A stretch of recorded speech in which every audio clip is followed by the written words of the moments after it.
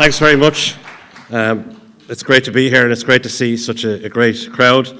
Just to reassure you that the people at registration did spell my name okay, so I got into the hall without a problem.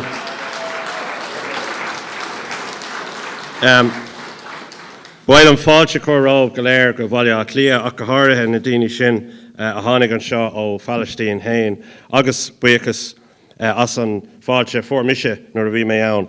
I want to begin by welcoming everybody here who has travelled to Dublin and to Ireland for this conference, especially people who have travelled from Palestine, and I want to thank them especially for the welcome that I received and the other members of the delegation when we visited, so thank you for that.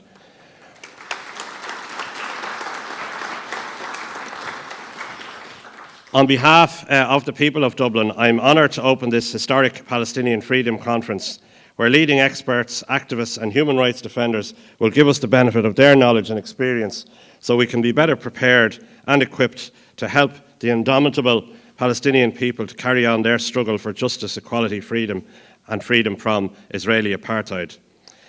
It is most apt that a conference discussing Palestine's anti-colonial resistance takes place not only here in the city of Dublin, whose city council, as has been said, just voted to support the boycott, divestment, sanctions movement, but also here in Liberty Hall, one of the headquarters of the 1916 Rising and of the anti-colonial struggle in the early 20th century.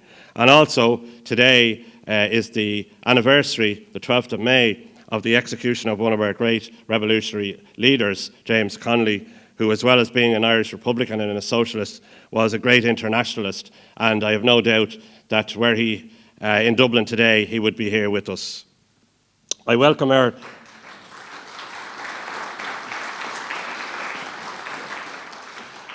Palestinian, Israeli and international sisters and brothers to this historic location today as we gather to discuss the liberation of the Palestinian people from 7 decades of oppression, dispossession, colonisation, apartheid and forced exile.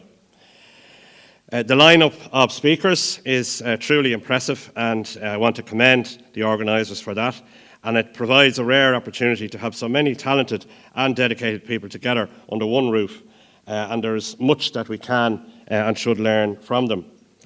Next Tuesday, 15th of May, marks the 70th anniversary of Nakba Day, the day of catastrophe, the day on which Palestinians everywhere commemorate the ethnic cleansing of over 750,000 indigenous Palestinians from their homes, 2/3 of the Arab population at the time, forcing them into exile so that the state of Israel could come into existence. And as we know, of course, this didn't all happen in one day or 1 week or 1 month. It was a continual process from between 1947 and 1949.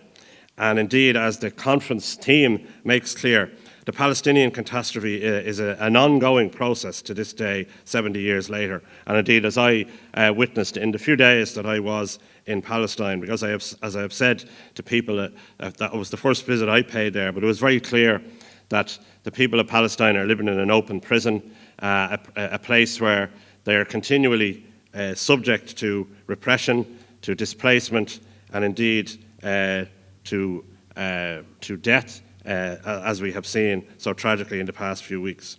Whether we talk about the refugees and their descendants, who now number in the millions, who are still denied the right to return to their homes, or the process of ongoing ethnic cleansing via occupation, colonisation, apartheid, and the siege that continues apace in Palestine, we can still see that Nakba is an ongoing process.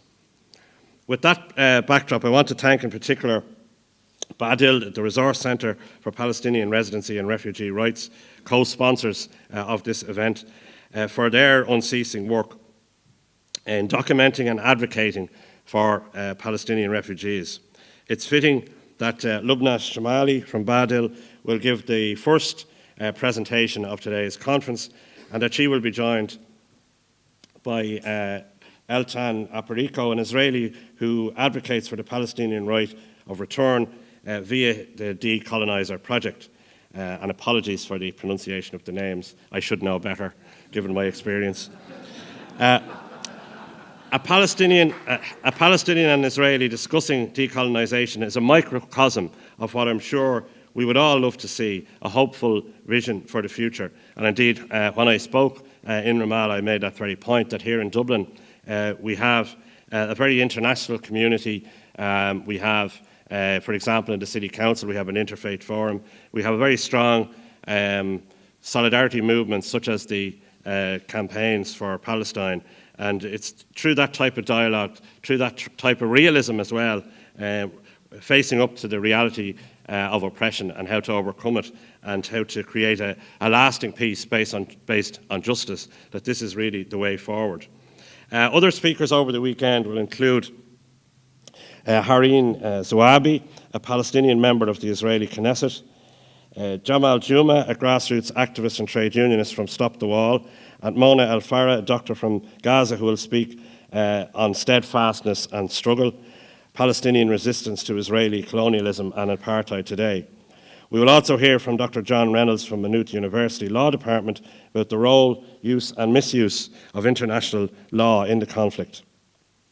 Sahar Francis, the director of Adamir, the Palestinian Prisoner Support and Human Rights Organisation, will talk about Israel's use of mass incarceration, including the military detention and mistreatment of children.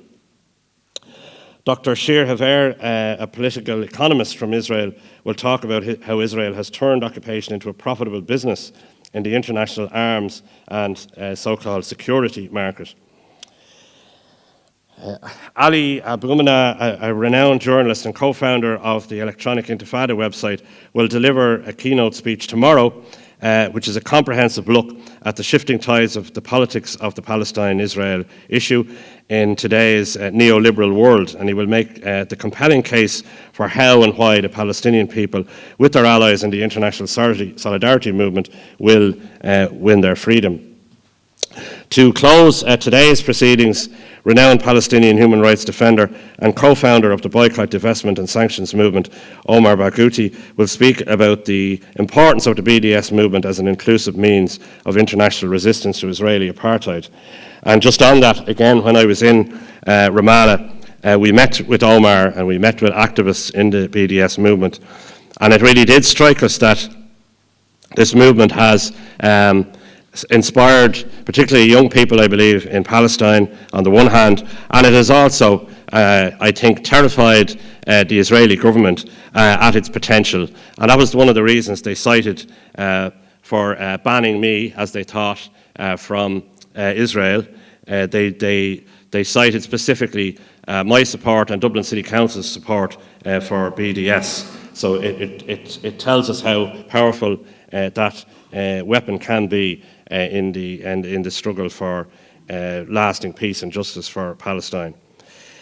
Fatin Al-Tamimi of the IPSC and Eamon McMahon of Trade Union Friends of Palestine will speak about practical ways we in Ireland can become part of the ever-growing movement.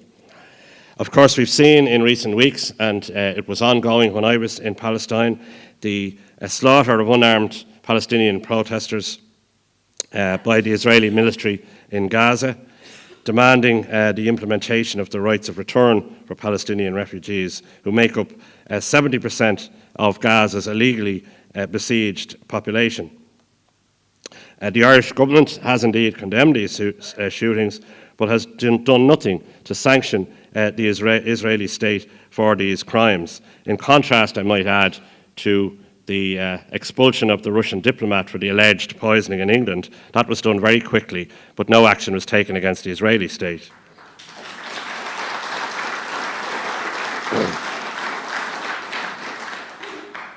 The key reason we are here today, of course, is solidarity. Despite rhetoric, even sometimes strong rhetoric, governments, and EU governments in particular, have taken no concrete steps to sanction Israel for any of its crimes. Its human rights violations, its refusal to abide by UN resolutions, its continued occupation and colonisation of Palestinian land, or its ongoing war crimes and other flagrant violations of international law. All have gone unpunished for decades. And of course, this impunity ensures that these crimes will continue and indeed are continuing as we speak. The governmental inaction has meant that, at the request of Palestinians, international civil society has been forced to step into the breach. Groups like the organisers of this conference, the Ireland-Palestine Solidarity Campaign and Trade Union Friends of Palestine, and the other groups you see here, such as Academics for Palestine, Sadaka, Jewish Voice for a Just Peace, Students for Justice in Palestine, are aiming to build a strong and effective solidarity movement in Ireland.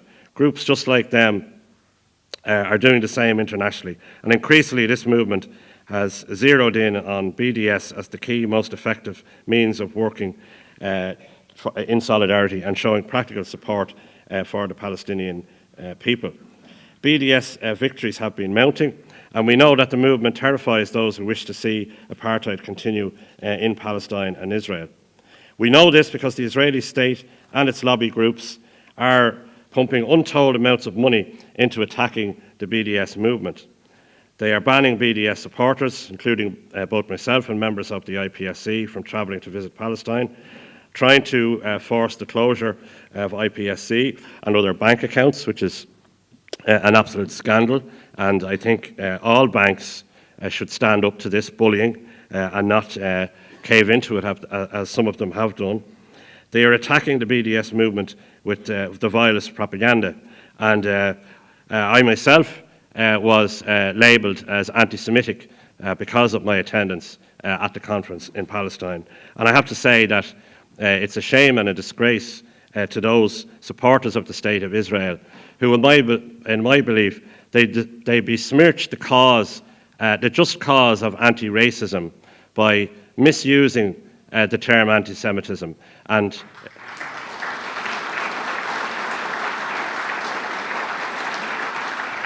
by equating quite correct opposition to the policies of the State of Israel and successive Israeli governments to try to equate that with anti-Semitism. For example, a representative body here in Ireland, again, accused me of anti-Semitism. This same body absolved Kevin Myers of anti-Semitism when he made openly anti-Semitic remarks about and indeed sexist remarks about 2 women journalists in London. And yet he was absolved because he is a strong supporter of the State of Israel. That is really a shame and a disgrace.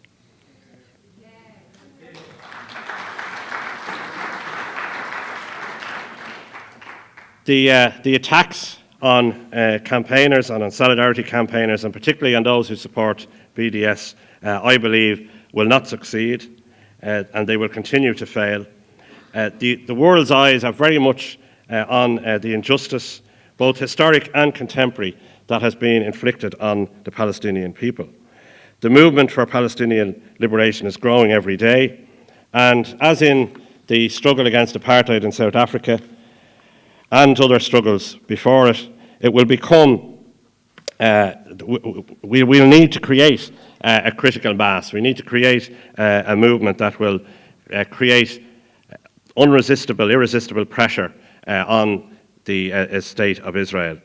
Those in power in Israel need to understand what those in power in South Africa were ultimately forced to realise, that they cannot make the movement go away with better PR, or in some cases really bad PR, as we saw. The movement will only go away when justice is achieved. When I was leaving Tel Aviv Airport, I had to sign a form which said that if I wished to return, I would have to seek permission. The Israeli government tried to spin this to say that I had given a commitment never to return to Palestine or Israel. I gave no such commitment, and I will conclude by saying I look forward to returning to Palestine and to returning to a free Palestine. Mícheál Mac Donncha.